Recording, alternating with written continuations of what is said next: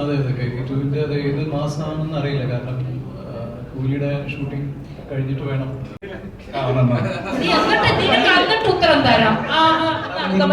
എന്റെ കാര്യം ഞാൻ കുറച്ചു മുമ്പ് പറഞ്ഞു, മനസ്സിലായോ?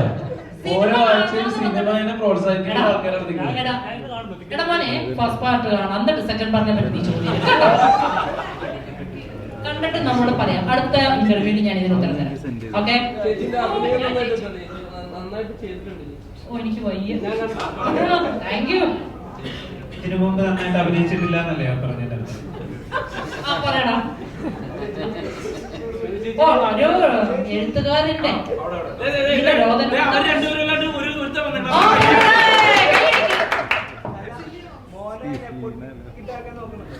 ഒരിക്കലുമില്ല.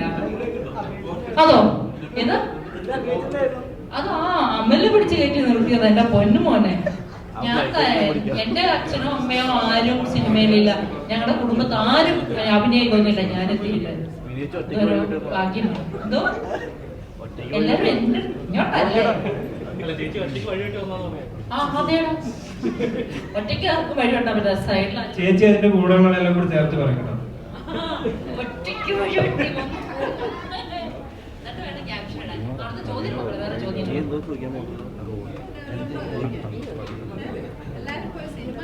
ഇതിൽ എത്ര പേര് സിനിമ കണ്ടു? നിങ്ങള് ക്യാമറയും കൊണ്ട് വന്നവരല്ലേ? കൈ വയ്ക്കേ. ആ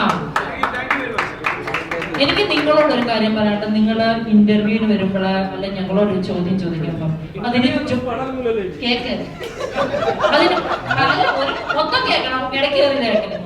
ഒരു കാര്യത്തിന് വരുമ്പോൾ നിങ്ങൾ അതിനെപ്പറ്റി വ്യക്തമായിട്ട് അറിഞ്ഞിട്ടും പഠിച്ചിട്ടും ചോദിക്കുവാണെങ്കിൽ അത് ഞങ്ങൾക്ക് കൃത്യമായിട്ട് ഉത്തരം തരും. ഇത് അവിടുന്ന് ഇവിടുന്ന് കേട്ടിട്ട് അതിന്റെ മുക്കും മൂലയും പിടിച്ച് ബാക്കി നിങ്ങൾ ഫില്ല് ചെയ്ത് വരാതിരിക്കുക. ആ അതാ ഞാൻ പറഞ്ഞത്. കാരണം നിങ്ങള് ആ നിങ്ങളുടെ ജോലിയോട് നിങ്ങൾ ഒരു നീതി പുലർത്തുക. ഓക്കെ? ക്യാപ്ഷൻ ഇട്ട് റീച്ച് കൂട്ടാൻ മാത്രം ശ്രമിക്കാതിരിക്കുക.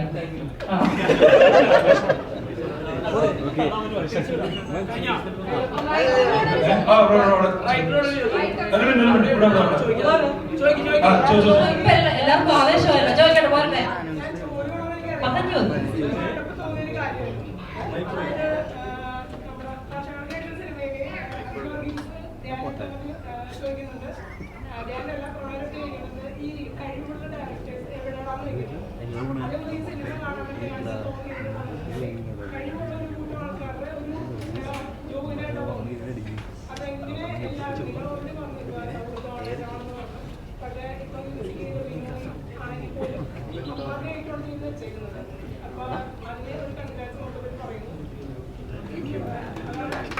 Thank you so much.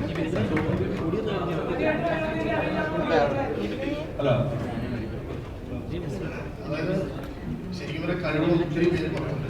ഒരു പ്ലാറ്റ്ഫോം അല്ലെങ്കിൽ പ്രൊജക്ട് സെറ്റ് ചെയ്യാൻ ഈ കൂടുതൽ എനിക്ക് തോന്നുന്നു പല ആൾക്കാരും സിനിമയിൽ ആഗ്രഹിക്കുന്ന സ്ക്രിപ്റ്റുകൾ എടുക്കുന്ന ഡയറക്ടേഴ്സ് ഒത്തിരി ആൾക്കാരുണ്ട്. ഒരു പ്രൊജക്ട് റെഡി ആകുന്നത് നമുക്ക് അതിനുവേണ്ടി ട്രൈ ചെയ്യാവുന്നതാണ്. അങ്ങനെ ഞങ്ങൾക്കൊരു പ്രൊജക്ട് സെറ്റ് ചെയ്യാൻ പറ്റിയ ഒരു പ്രൊജക്ട് വർക്കൗട്ടായി കിട്ടിയില്ല. ഒത്തിരി ആൾക്കാർ ഇനിയും വരാൻ ഓരോ ആൾക്കാർ വരാൻ എല്ലാവർക്കും വിളിച്ചു വരില്ല. അങ്ങനെ വിളിച്ച ആക്ടിവിറ്റി വിശ്വസിക്കും. ഈ ആൾക്കാർ ആൾക്കാർ വരാൻ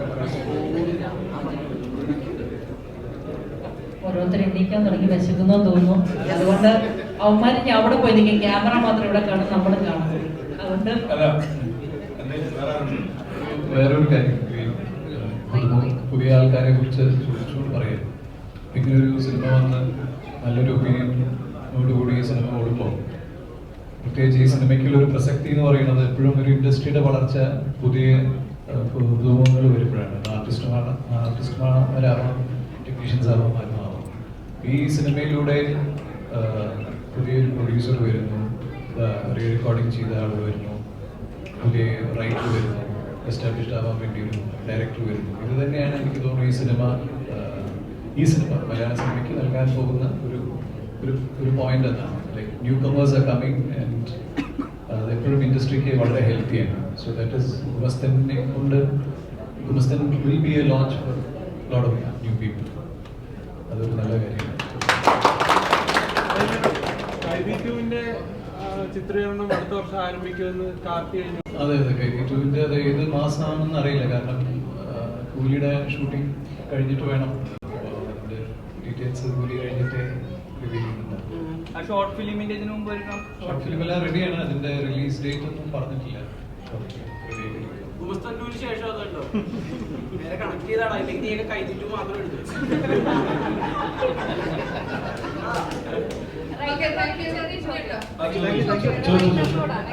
വേറെ ഒന്നല്ല, ഈ ഒരു കഥ മുസ്തൽ എന്ന് പറഞ്ഞൊരു കഥ എഴുതാനുള്ള ഒരു എന്തായിരുന്നു ആ ഒരു ഇൻസ്പിറേഷൻ എന്തായിരുന്നു? കുറെ കഴിഞ്ഞ പ്രാവശ്യം എനിക്ക് ചോദിക്കാൻ പറ്റില്ല. എൻ്റെ ഉത്തരം വളരെ സിമ്പിളാണ്. എൻ്റെ ഉള്ളിലെ ക്രിമിനലിസം മുഴുവൻ ഞാൻ പേപ്പറിലേക്ക് പകർത്തി എന്നുള്ളതാണ്. അതായിരിക്കും ഈ ചിരിച്ച മൂന്ന് മാത്രമേ ഉള്ളൂ.